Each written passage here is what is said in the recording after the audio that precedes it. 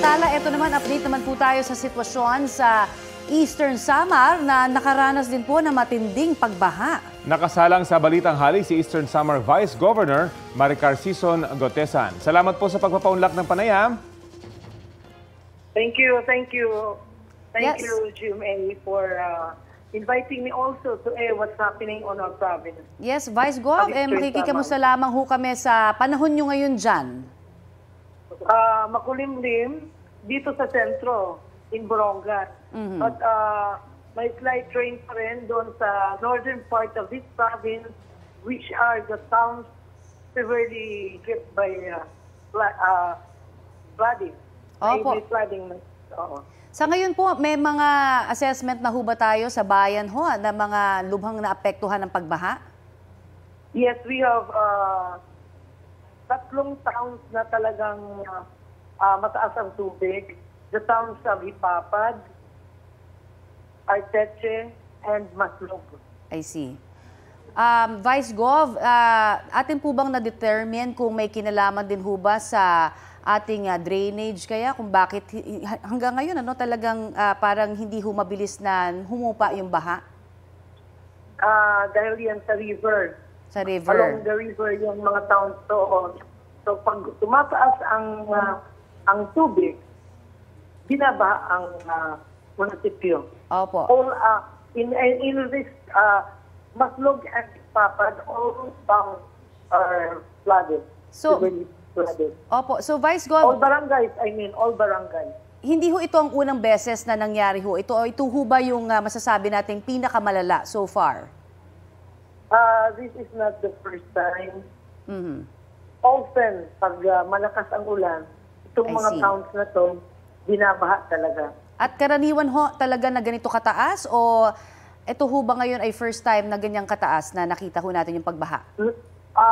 Nangyari ng ganito. I see. Oo. Alright. Oo. Yung pong pamamahagi naman ng relief goods po natin, kamusta po?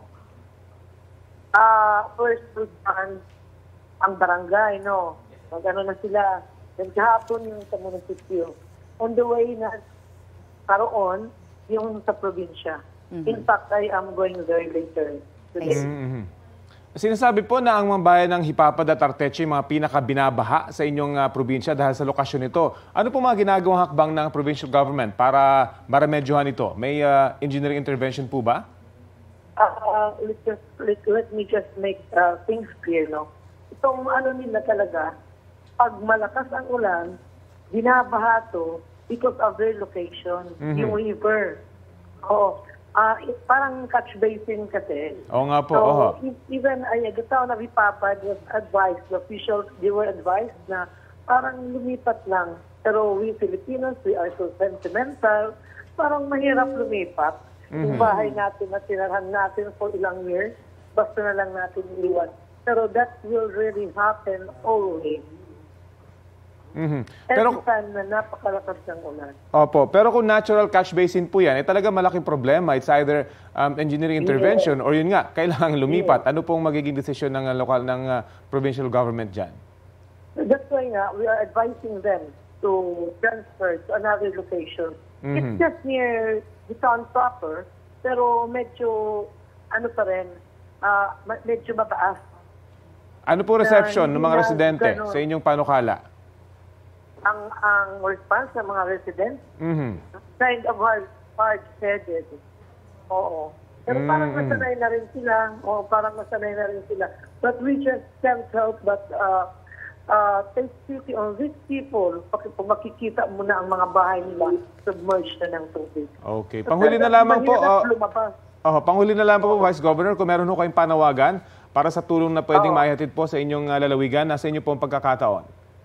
I'm appealing to the national government to send help to these people in these municipalities in the province of Eastern Samar, which are submerged in water na nakakaawa talaga ang kalagayan nila. So, most of these towns are from the northern municipalities of Eastern Samar. So, yun ang talagang problema pag napakalakas ng ulan na binabaha sila. Okay, sige po. Salamat. Ipa-follow up po namin yung panawagan. Maraming salamat po sa inyo at ingat po kayo. Okay, thank you very much. Thank Si you. Eastern Samar Vice Governor Maricar Sison Gotisan. Kapuso, alamin ang maiinit na balita. Bisitahin at mag-subscribe sa GMA Integrated News sa YouTube. Sa mga kapuso abroad, samahan nyo kami sa GMA Pinoy TV at sa www.gmanews.tv.